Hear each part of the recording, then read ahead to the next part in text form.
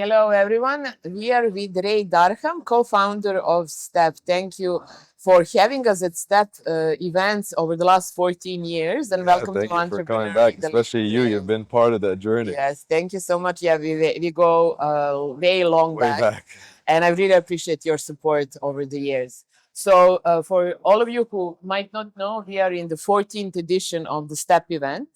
So, please tell me your main learnings, the main milestones that you grasped over these 14 years in the 14 event. years, yeah, only means I'm getting old. We all are. That's one part of We it. all are. But yeah, it's been fascinating. I mean, Step started in Dubai in the first co-working space called Make Business Hub. It was just 100 people.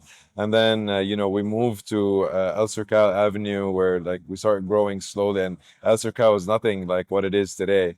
But really, the year that the conference, I would say, like kind of like blew up and became a thing was in 2015, and that was the year where I think the ecosystem as well started really coming together in terms of all the various elements of what defines an ecosystem. And there was so much energy to kind of and hope and ambition as well from everyone, founders, VCs, etc. But it's important to remember that that year there's probably only a handful of VCs. Like you can just count them, like maybe four or five VCs at the entire region.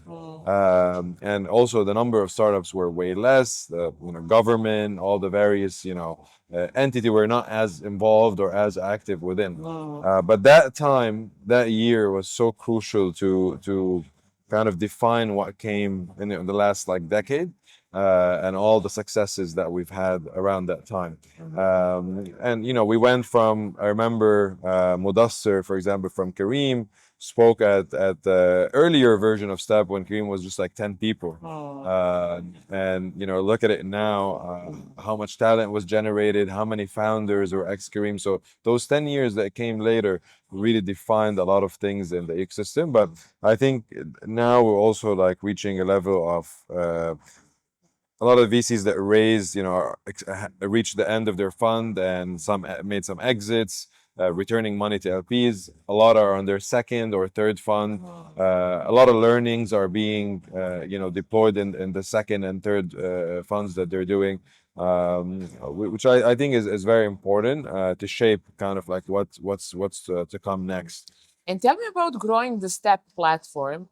What I have witnessed over the 14 years is extreme professionalism, but also the warmth and hospitality of the team and the whole ecosystem. Like all of us have a home at STEP somehow. That's one thing in a year, apart from everything else. That's where everyone gathers. So give me your learnings as an entrepreneur, how to build that kind of a platform, to maintain it over the years with the same quality, the same worth and hospitality that it's characteristics for the Arab world, but also Western standards of professionalism. Yeah, I think thank you first, and it's not easy, and I think it's the core is to focus on your fundamentals and the key thing that what defines you as a brand and as a culture internally, and then what you're trying to portray externally. And that becomes very difficult in in any business, but including like ours, when along the way you face various challenges, whether it's financial or other things. I mean, we went through a lot of different things, pivoting, kind of, we were in the media as well, and then COVID hit, and then a lot of things. So throughout the years, I think focusing on your principles and what you truly believe in, and not to get distracted by certain things that can be tempting as well, or shortcuts that you can take. Because once you do that, I think that's when the core of your brand and the core of your culture and the product that you have really starts to like fade away. And that's, I think, one thing that we've done well. Of course, a lot of other things that maybe others do better than us. And as when we started, probably we were the only or one of the very few events. Now there are many. But one thing I heard from through someone and someone that I know that said basically, which I really liked, is that they go to a lot of events, but Step is where their soul is. So I really like that, because it really defines what we're trying to do. It's really feeling at home and feeling comfortable. People are not here just to push and go in and Hustle. hustle. I mean, you could do that, Yeah, but but just the environment feels. That's what we wanted to create, right? And you do that with a lot of various things. I mean, consistency is one, but also attention to detail and delivering the right experience. yeah. And that's the core of our product. At the end of the day, we're delivering a product, which is the event. So I would say, going to your question, for this applies for any kind of product, any kind of company. It's really hard, when you're going through the day to day, to remain focused on what defines you as a brand and as a company and as a culture. And every single founder or startup go through, like, so many challenges. It's a roller coaster, really. But I think when you're down, it's more important to focus on the principles and what defines you, more than when you're like up, because when you're down, that's when you really need to, stick with it, Yeah. through, and make the right decisions. So it's often about decisions as well. Yeah. Who you partner with, who you bring on board, who you work with, etc. And avoiding, temptations or shortcuts or other things. So yeah, I Sure. hope I answered your question. So the last 10 years will most probably will be completely different from the following for the 10 years that we're looking at now.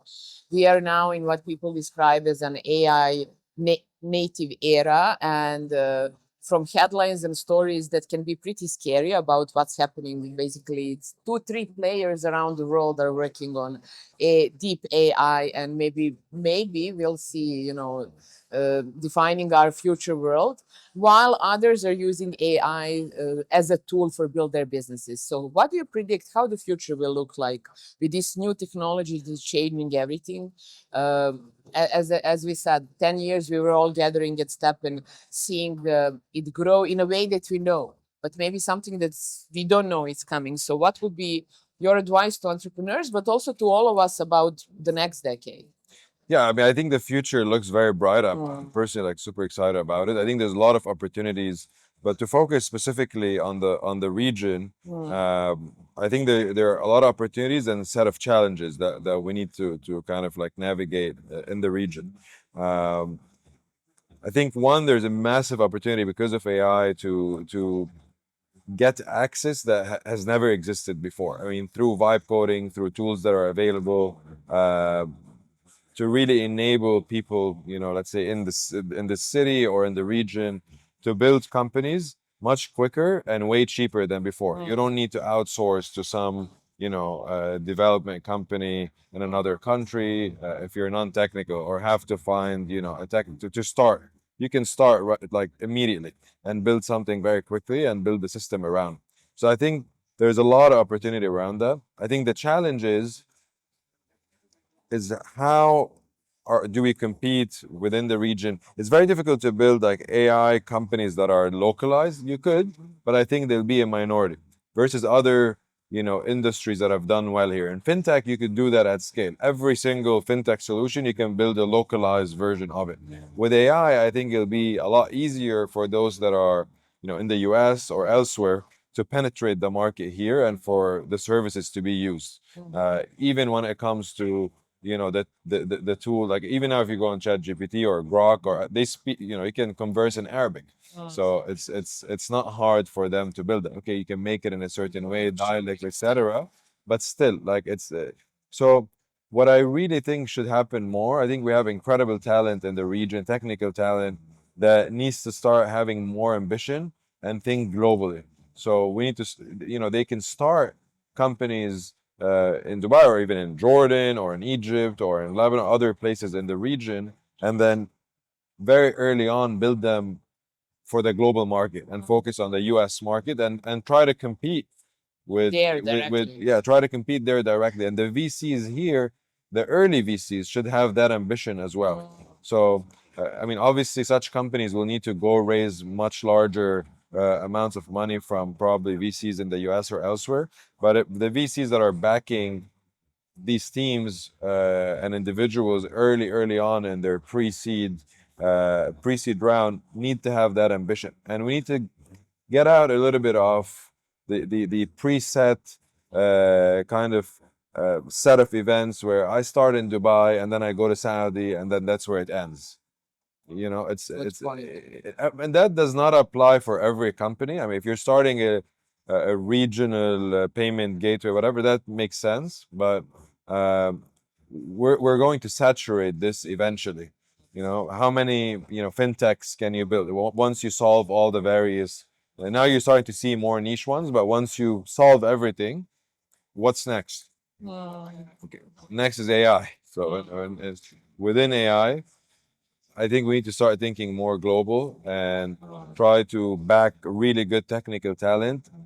Let them have more ambitious problems to solve, and believe that they can.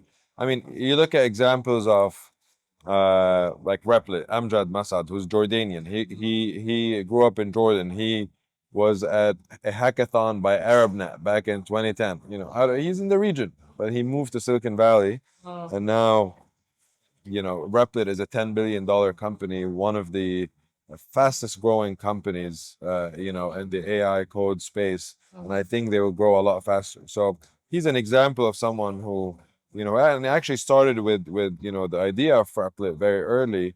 And I think even goes as far as when he was in the region, I was able to get this big and achieve that because he was at the right place.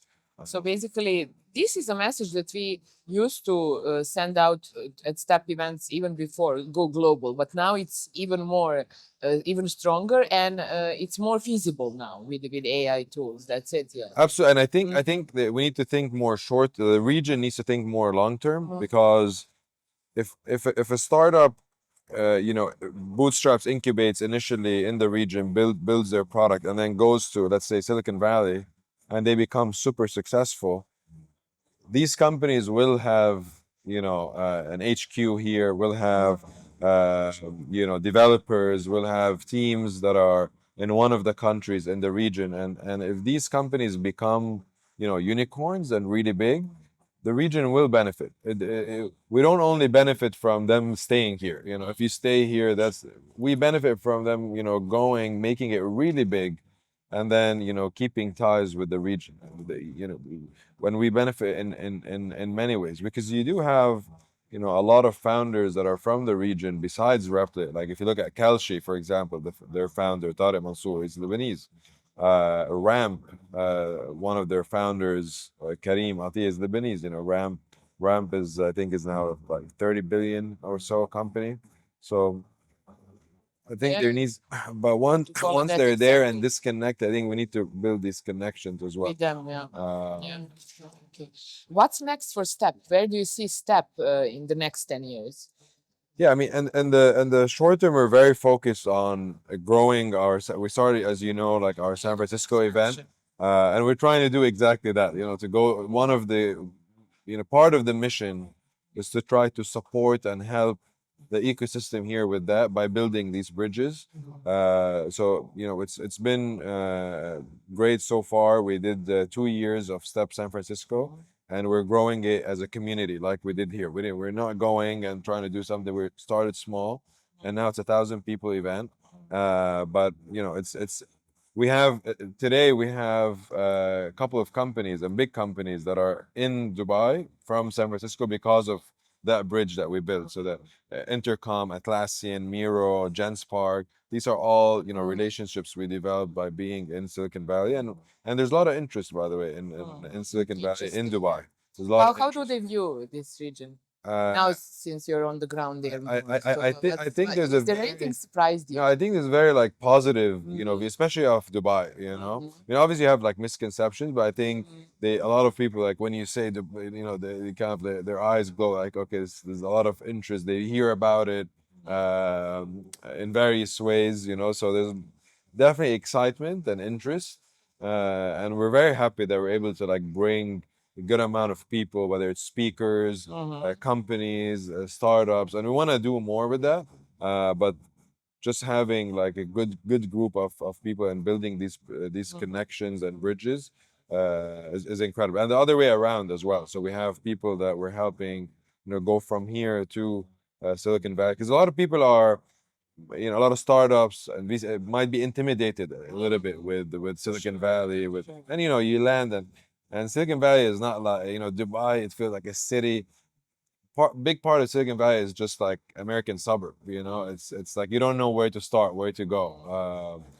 But it's we're helping them navigate that, people who go there, and if they go to Step, they feel more at home as well, and they start building these kind of relationships and connections. Yeah, it's their anchor somehow. Yes, exactly, The exactly. US market.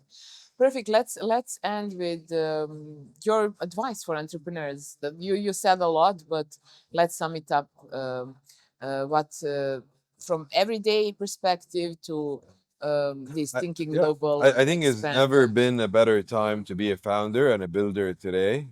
It's really amazing and an incredible time because you have access to a lot of resources that weren't available before, and you don't need to hire people to start, even to do everything. Like you can set up a system of AI agents.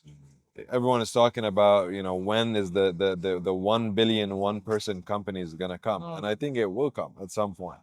I think Because yesterday one of the speakers said it will happen this year. year, yeah, I Starting think with unicorn.